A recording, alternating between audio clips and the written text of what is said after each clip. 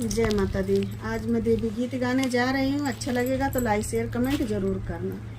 कावन फूलवा फूले मैया साझवा सबेरवा हो कवान फूलवा ना हो कवान फूलवा ना फूल ठीक दोपहरिया हो कवान फूलवा ना कवन फूलवा फूले मैया साझवा सबेरवा हो कवन फूलवा ना फूल ठीक दोपहरिया हो कवन फूलवा ना बेला फूलवा फूले मैया साझवा सबेरवा हो चमेली फूलवा ना हो चमेली फूलवा ना फूल ठीक दोपहरिया हो चमेली फूलवा ना